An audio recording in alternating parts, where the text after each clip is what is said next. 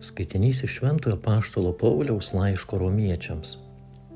Broliai ir seserys, niekam nebūkite ko nors skolingi, išskyrus tarpusavio meilę, nes kas myli, tas įvykdo įstatymą. Juk įsakymai nesvetimauk, nežudyk, nevok, negeisk ir kiti gali būti sutraukti tą vieną posakį: mylėk savo artimą kaip save patį. Meilė nedaro nieko pikta artimui, taigi meilė įstatymo pilnatvė. Tai Dievo žodis. Sveikinu visus sielovada DE bendrakeleivius. Šį sekmadienį pasidalinsiu savo mintimis iš ką tik girdėto skaitinio iš Šventojo Apaštalo Pauliaus laiško Romiečiams. Ir norėčiau paimti vieną temą, kuri man yra pati svarbiausia ir su kuria kiekvieną kartą vis iš naujo gyvenu ir išgyvenu save, išgyvenu savo tikėjimą. Tai mylėk savo artimą kaip save patį. Ką tik visiškai neseniai girdėjome skaitinyje. Kągi reiškia mylėti kiekvieną taip, kaip mes mylime save. Save mylėti, save priimti yra pats didžiausias arba vienas iš didžiausių iššūkių žmogui bendrai, tikinčiam ar netikinčiam. Tiesiog susitikti save, išgyventi save, pažiūrėti, koks aš esu, kas aš esu. Ir jeigu jūsų paklausčiau, kas yra jūsų, kas yra mano pats didžiausias priešas, ką mes galėtume atsakyti? Aš esu pats didžiausias savo priešas. Taigi, mylėdamas, priimdamas save, gebėsiu mylėti ir priešus. Tai visų pirma save ir kiekvieną, kuris yra arti manęs. Kaip išgyventi ir kaip priimti tą meilę arba patį save, tai visų pirma reikėtų žiūrėti tikinčio akimis. Mes žiūrim, kad esam sukurti Dievo. Jeigu, kas žinot, yra psalmė, kur Viešpats kalba, dar motinos įsčiose mane sutvėrei. Taigi mano kūnas toks, koks esu, yra norėtas Dievo. Tiesiog aš pats esu Dievo norėtas, esu Dievo mintyje, buvau Dievo mintyje. Jeigu taip vaizdžiai pasakyti, truputį filosofiškai ir giliai, tai visa šventoji trejybė kūrė mane, žvelgė mane, galvoja, kokios akys man labiausiai tiktų, kokios būtų gražiausios, kaip mane jos labiausiai spindėtų, plaukai. Tai Viešpats kūrė ir norėjo manęs. Taip, mūsų tėvai, mano tėtis ir mama yra bendra kūrėjai, bendraautoriai, bet mes tikim, kad kiekvienas, bent jau krikščionių tikėjimas sako, kad kiekvienas išeinam iš Dievo minties, iš Dievo norų, iš Dievo meilės. Taigi pats Viešpats kiekvieną iš mūsų kuria. Toks vienas iš palyginimų, kaip galima kartais neprimti ar nemylėti savęs. Visiškai neseniai viename lietuvių portale buvo pasirodęs straipsnis, kur Robinas Viljamsas, žinot, garsus dainininkas, jis sakė, kad jau daugybę metų nekenčiu savęs, nemyliu savo kūno, nekenčiu savo kūno, kaip aš atrodau. Ir dar baisiau, aš net nenoriu pagalvoti, kaip aš atrodysiu vėliau, kai sensiu. Aš būsiu pasibjaurėtina savo ir su tuo negaliu susitvarkyti. Galbūt ir mes turim panašių kažkokių kitų patirčių, ar ne, kur nemyliu, nekenčiu, nepatinka. Nežinau, noriu kažką taisyti, vat kaip tas Robinas Viljamsas, kuris atrodo turi viską, minios gerbėjų galėtų alpti dėl jo. Bet kas yra? Viduje jis nemyli savęs, jis tiesiog nemyli savęs. Ir kitas žmogus, kurį galima pastatyti priešpriešą jam, Nikas Vujčičius, turbūt irgi daugelis esat girdėję ir žinot jį. Žmogus be rankų ir kojų, žmogus, kuris atrodo turėjo būti pats pirmas, kuris galėjo nusivilt gyvenimu ir visu kuo. Ir kai jį matai ir jo klausaisi, net nematai negalės, matai žmogų mylinti ir besidžiauginti. Aišku, ir kenčianti tuo pačiu, bet matai asmenį, matai pilną, matai gyvybingą. Taigi, kuo tie abu žmonės skiriasi? Jie skiriasi meilės patirtimi, savęs priėmimu. Esu toks, koks esu, Dieve, ir tavo norėtas. Esu tavo žmogus.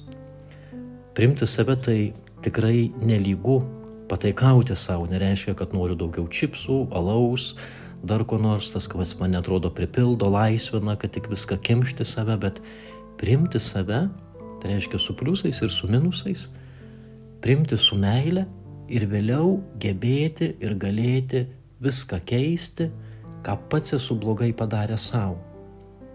Nes, kaip ir pradžioj sakiau, aš esu pats didžiausias savo priešas. Viešpats nekuria netikusių dalykų, viešpats nekuria kažkokių netinkamų dalykų, viešpats kuria tai, kas tobula, tai mes esam tobuli. Ir šventajame rašte daug kur girdėsit, jūs Dievo numylėtiniai, jūs tobuli, jūs esate Dievo vaikai, ar ne? Ir mes pamirštam tą savo tobulumą, bet apsivelkam tokiu daugiau kančios, amžinos kančios rūbu, kur pradedu lyginti save su kažkuo. Žiūrėk, tas yra gražesnis, tas protingesnis, tas vienoks, tas kitoks, o koks aš esu? Aš esu toks, koks esu ir Dieve tavo sukurtas. Taigi, priimti, pamilti save ir vėliau keisti. Keisti tai, ką pats esu, arba kiti galbūt irgi yra manyje sulaužę arba išderinę, kad su Dievu galėčiau tą daryti. Kaip tą daryti, kaip keisti save? Čia turbūt iš vis savęs priėmimo tema ir savęs keitimo tema yra išsemiama, kas be ko, bet galima apie tai kalbėti valandas ir tikrai bus apie ką kalbėti, rasim apie ką kalbėti. Šiandien paliesiu tik labai mažai tai, ką noriu su jumis dalintis. Kad mylėčiau savo artimą taip kaip save, kad meilė būtų įstatymo pilnatvė. Taigi kaip keisti save? Gal turiu kažkokių priklausomybių, trūkumų kažkokių, negalių, lygų, nuo ko pradėti? Ar esu vienas tame? Jeigu vėl tas pats minėtas Nikas Vujčičius, pažiūrėtumėt jo liudijimus, jis buvo irgi nevilty, kol surado ir suprato, kad yra viltis. O ta viltis yra Dieve. Ta viltis yra tame, kuris mane sukūrė. Ir visų pirma, jam galiu rėkti ir šaukti ir sakyti ir klausti, Dieve padėk, aš nebegaliu. Nemoku su savim būti. Nemyliu savęs, nesuprantu savęs. Būk geras, padėk. Tai jeigu turiu tą santykį su juo tokį tikrai artimą, gilų, ryškų, tai jam galiu sakyti, jeigu kartais nėra to santykio, mes turim daugybę kitų būdų, kas gali mums padėti, ir psichologai, ir psichoterapeutai, ir mūsų draugai, mūsų šeima, su kuriais galim dalintis artimai, kuriem galim pasiguost, įvardinti, kas mus kankina ir kartu eit sveikimo link. Kažkada labai gražią mintį perskaičiau. Jeigu nori, imkime žodį sveik, nubraukime raidę S, bus veik, nubraukime raidę V, bus eik. Tai jeigu nori sveikti iš bet kokios ligos, priklausomybės, iš sau nemeilės, turi veikti ir eiti, turi ieškoti. Viena tokia istorija, kurią perskaičiau prieš kokių 7 metų žurnale Psichologija tau, apie Taivane įvykusi taifūną. Taifūnas viską nušlovė, visą pakrantę. Nuolaužos, automobiliai, žmonės negyvi, gyvūnai. Ir po visko jau gelbėtojai eina, renka visas nuolaužas, valo pakrantę, renka žuvusiųjų kūnus. Prieina prie vieno žmogaus, jis iki pat kaklo yra palaidotas po smėliu. Prieina prie jo ir sako, mes tuoj jau tave išgelbėsim, tuoj tave iškasim. Ir tas žmogus pradeda šaukti, nenoriu būti išgelbėtas, nekaskit, palikit mane, nelyskit prie manęs. Na, aišku, ką gelbėtojai pagalvoja, kad, tiesiog, įtampa ir visa kita, psichozė, žmogus nusikalba, tikrai mes jo nepaliksim. Ir jie pradeda jį atkast, gelbėt, atkasa iki pusės ir ant jo rankų randa 2 dukras. Čia yra tikra istorija. Ant jo rankų randa 2 dukras, jos yra aišku negyvos, palaidotos po smėliu. Po to dukrų atradimo žmogus, vyras, nebekalba. Jis tiesiog tyli. Aišku, jis gydomas ligoniniai, vėliau psichiatrinijos ligoniniai. Nieks neranda būdų, kaip jį prakalbinti. Kaip padėti jam išgyventi visą tai, kas buvo. Ir pasikviečia psichoterapeutę, rusų kilmės gydytoją Lebedevą. Ir sako, žiūrėkit, turim tokią situaciją, ar galit jūs padėti. Na, turėjus patirties, berods kalėjimuose ir visur kitur, kur dideli žmonių sužalojimai, sako, pabandysiu padaryti visą tai, ką galiu geriausia. Sako, padarykim tokį eksperimentą. Kadangi žmogus gulasi ir eina tik į tualetą, jis praktiškai lašalinę, nieko nevalgo, lašalinė stovi. Tai darykim taip, kad paimkim stiklinę vandens, į vandenį dėkim purvo, pastatykim ant lovos krašto ir tikėkime, kad kai jis eis į tualetą, sujudins tą vandenį, tą stiklinę su vandeniu, jį kris ir suduš ir žiūrėsim, kas bus. Taip ir įvyksta. Žmogus keliasi, sujudina stiklinę su vandeniu, jį nukrenta ant žemės ir jis pradeda verkt. Kaip prašė, verkia kelias valandas. Tiesiog verkia. Išgėdėjo visą tai, ką patyrė. Tas pasakojimas man labai gerai atliepia, kad mes kiekvienas turim toj savo nemeilės patirtį, savo sužeistume, savo nuodėmės patirtį, savo purvo patirtį, tai, ką laikom savo, žinom, kad yra blogai ir niekam nenorim parodyti. Ir jeigu kas nors ateina ir klausia, gali būti žmona ar vyras, kaip tu gyveni, kaip tau sekas, ar viskas gerai. Ką mes darom, burptelim, viskas gerai, eik šalin, neklausk, ne tavo reikalas. Jeigu bus blogai, pasakysiu. Turim tas patirtis, kurios mums sunkios, mes jų gėdėjamės ir negalim atiduoti. Ir taip nemylim ir pradedam nemylėti savęs, pradedam kaltinti save, užsidarom savyje. Tai ta istorija parodo, kad reikia mokėti atiduoti visą tai, kas yra mano viduj. Kiekvieną savo sužeidimą, kiekvieną baimę, kiekvieną liūdesį, skausmą, kompleksus kažkokius, visą tai, kas mane tolina nuo Dievo ir visą tai, kas mane daro tuščiu, kas mane daro kenčiančių viduje ir neprimančių savęs. Tai tą galim, kaip ir pradžioje sakiau, atiduoti Dievui, pasidalinti su tam tikrai žmonėmis specialistais, su draugais, su pažįstamais, kurie gali išgirsti, kurie gali padėti, galbūt nieko net liept, bet labai svarbu atiduoti, visą tai paleisti ir eiti tą tokį sveikimą, į augimą, į savęs meilę. Nes visas tikėjimas, kaip žiūrėsim tą krikščionišką antropologiją, ką kalba, visas tikėjimas prasideda būtent nuo to mano santykio su savimi ir mano santykio su Dievu. Nes jeigu neturėsiu santykio su savimi, tai reiškia, jeigu savęs nepažinsiu, jeigu savęs nepamilsiu ir nepriimsiu, tai reiškia, nepriimsiu ir Kristaus, nepriimsiu ir to, kuris mane kūrė, nesakysiu, tu sukūrei ne taip, kaip reikėjo. Kodėl tu manęs nepaklausai?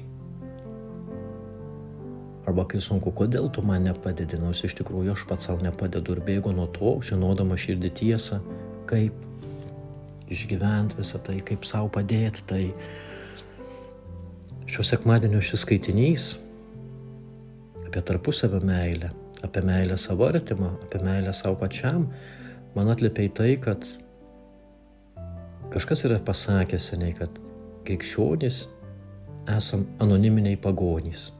Kiekvieną dieną, kiekvieną mielą dieną mes kovojam su savo pagoniškumu. Arba kitaip sakant, tai yra tokia kova, augimas su savo nurašymu, numenkinimu, kažkokiu savęs engimu ir norėjimu savęs tobulo, norėjimu savęs nepakartojamo, protingo dar kažkokio, o ne tiesiog, kad save priimt save toks, koks esu ir išgyventa tokį savęs tikrą meilę, kad Dieve esu tavo vaikas, o ten, kur esu netobulas, noriu keistis ir einam kartu į tą sveikimą ir padėk man augt, sveikt ir keistis. Visiškai baigiant, nebuvo turbūt švento rašto egzegezės, ne tiesiog ne švento rašto žodžiais dalinaus ar kalbėjau apie šį skaitinį, bet kalbėjau tai, kas man iš šio skaitinio pačiam iškilo į viršų ir pačiam atrodė svarbu. Ir kas, manau, yra svarbu kiekvienam tikrai iš mūsų.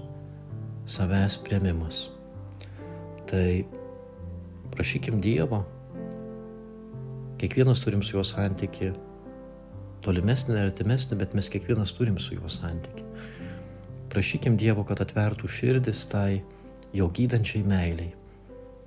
Nes kai sutiksiu jo meilę, kai pajausiu, kad esu mylimas, visos ydos, dar kas nors jos tikrai nedings, bet jos pasidarys kitokios ir įveikiamos. Ir aš suprasiu, kad esu pilnas Dieve tavo malonės, galiu kvėpuoti pilnais plaučiais ir kaip man gera, kad tu mane sukūrei.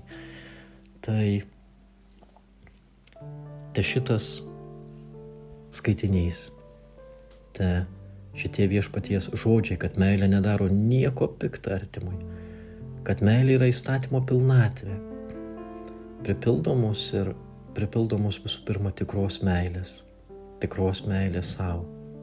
Tikros meilės tada pripildys ir Dievui, ir šalia esančiam. Tai to linkiu savo visų pirma ir meldžiu Dieve, pripildyk mano širdį meilės. Meilė savo, kad save priimčiau su savo klaidom, kad save priimčiau toks, koks esu. Ir tada drąsiai kiekvieną dieną galėčiau žengti per gyvenimą ir tave šlovindamas, ir aplinkinius mylėdamas, ir darydamas gerą. Nes meilė nedaro nieko pikta artimui. Gražaus ir palaiminto jums sekmadienio.